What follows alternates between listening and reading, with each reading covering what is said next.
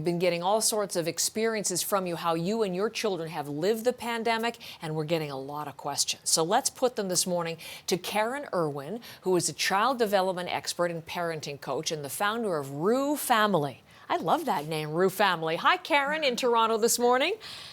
Hi, good morning, Heather. Thanks for having me here. Well, listen, thank you for coming in. As I said, I have a stack of questions for you from our viewers, as always. But can we just pick up on what Ali was saying by way of introduction? Because I realize that depending on the age of a child and the personality of a child, and I'm sure the family context and everything all together, it's going to be a different experience. But overall, how has the pandemic affected Canada's children?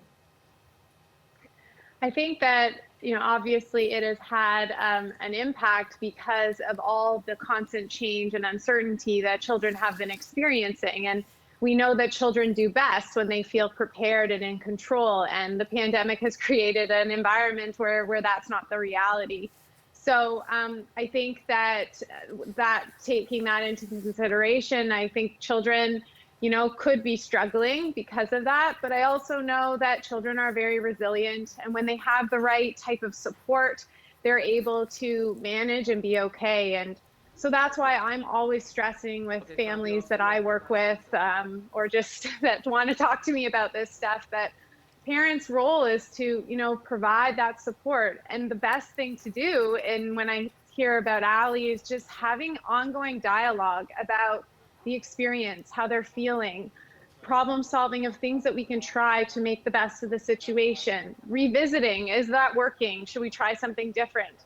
I think that constant dialogue and understanding is going to help children feel heard, but it's also going to help children feel that support that we know that they need to be able to adapt and manage and hopefully come out of this okay. I love that, the notion of resilience, and they'll be able to come out of that okay. And we're going to get to some of the problems, but we're also going to look, as you said, to some of the solutions and things that parents can still keep in mind, because this isn't over yet. Year 2 about to begin. We had some questions about babies. 2 great questions. Brent Roberts sent one in for us, Caron. Let's begin with our viewer questions about his grandson, born during the pandemic. And his question is, how do lockdowns and mask wearing affect the development of babies? Because he's concerned that the only interaction the baby has had been with people wearing masks. And similarly, if we can go back to Kelly O'Dwyer Manuel, we just looked at a picture of her little guy, born again at the beginning of the pandemic, going into daycare next month. And that baby has never seen another baby. He's only had contact with 10 other people in his very young life. So what do we know in terms of how this may affect the youngest among us? So infants and babies learn by, experiencing their environment and experiencing their environment through their senses. And so, what they see, what they smell, what they hear, what they feel and touch. And you're right that when children are born into the pandemic, and one of the best vehicles for them to learn about the world around them is to observe and see people and their facial expressions. And that's a huge driver in how children of this age develop. And it's true that is lacking because of the mask wearing and also because of the lack of exposure to other people. Most babies, are only right now exposed to their primary caregivers. And so that is a concern, but there are some things that we can do to help them and to help, sort of create these opportunities for them to be exposed to others and other facial expressions and have different experiences. A great one is board books, so baby board books, and also getting ones that have baby faces in them. Actual photographs of different babies showing different emotions and expressions through the images, and, having those out and showing them to your babies and labeling the emotion that the baby is showing in the picture. That is a form of exposure that we can give.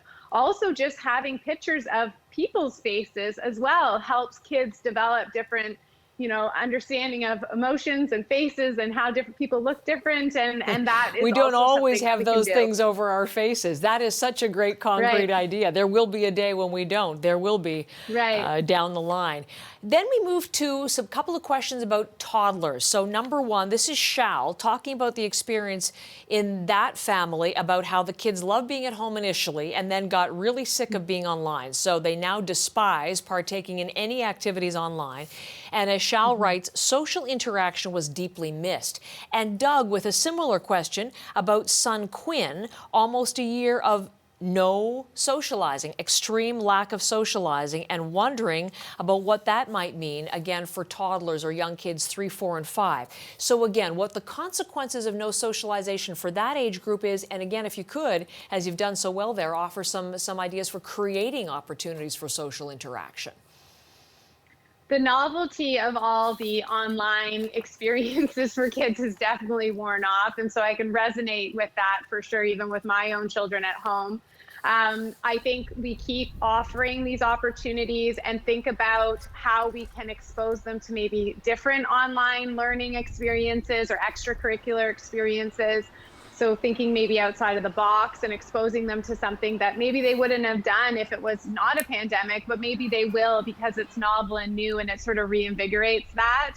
I also, though, I agree that, the social interactions that young children are having are limited. And we know that that social interaction is so important and crucial for their social and emotional development as well as their language development. I do think, though, that families can try to, use each other and think outside of the box about how, as families, we can sort of create those social interactions. So simple one is, having conversations at meal times. And a great thing that I'll play with my kids is they'll ask me, the best day in grade 3 and my worst day in grade 3. I'll be honest, sometimes I have to sort of make it up a bit because I don't remember, but that's a great example of how my kids are having a conversation with me about something that we normally don't talk about, giving them new exposure to language and how I navigated social interactions. And that's kind of creating what maybe they would have experienced if they weren't living in a pandemic, but just in a different way. Fantastic. And thankfully, we're starting to expand the bubbles a little bit, so maybe some of those play dates are returning to a certain degree. Talking next about grandparents, we got a question from Brenda Davey, saying that she and her husband, grandparents of 5 children under the age of 9, and we have not hugged these kids since July 2020, writes Brenda. We only see them on FaceTime. Grandparents are missing that. Grandchildren are certainly missing that too. And again, both sides are probably suffering. So how do you keep that connection as close as possible, even though the distance is still having to be pretty distant? Thinking about how we can expose grandchildren to their grandparents in different ways. So of course we know about FaceTime and Zoom, but we also know, especially with young children, that sometimes children are more interested in the buttons than they are in talking to their grandparent about their day. A great tip for that is provide your child with something tangible, almost like a show and share that they can have. And, maybe you can rehearse with them a couple facts about that toy or whatever that they can share with their grandparent.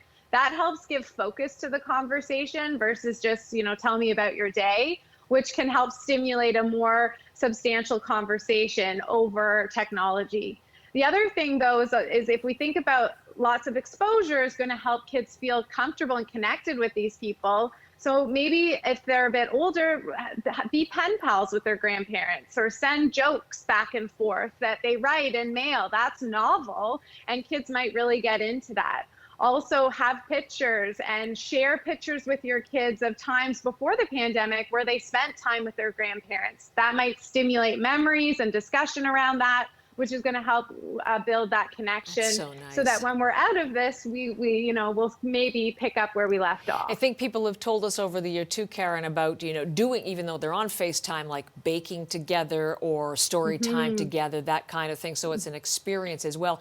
In the next hour, we're going to meet a grandmother and one of her grandchildren, and the grandchild has been teaching the grandmother how to play the piano over technology. So that's part of exactly what you're speaking to. I think we've at the last question. I think we could keep going on and on, but Mike has a fantastic question on which to end, I think. And Mike says, no one can conclusively say what the long-term repercussions will be. The impact has been extraordinarily damaging on the mental and physical fronts. And we've heard a lot over the year, Caron, and I'm sure you have too, about the stress, the parent stress, and then how that's transposed to the children. So what do we know about how quickly they will bounce back, and what we should be watching for, I think, in the long term, to try to make sure our children come out of this safely, healthy from a physical and mental standpoint? As I said earlier, one of the best things that we can do for children to help them be resilient and come out of times of challenge successfully is to provide them with ongoing regular support, so they feel that connection and that support and that security, which is going to enable them to be successful when we move out of this. A great thing I'll often tell parents is, yes, we are feeling the stress too, and that's only normal. And one of the best things that we can remember is we are our children's models. And so they are watching us and learning from us. And if we can lead by example and share, I am feeling really stressed right now, but these are the resources or the things that I do to help me cope. That normalizes the stress that we're all feeling for our children, but also normalizes that there are supports and things that we can do to help us, which I think is a really important message to help kids sort of manage what they're feeling in these moments. So then when we're out of this, they can, adapt and rejoin and be successful. I don't know. I'm feeling a whole lot better after this conversation. Caron, thank you. Hopefully our parents watching are. I really appreciate your time and expertise in answering our viewers' questions this morning. Thank you. Yes, thanks so much for having me today.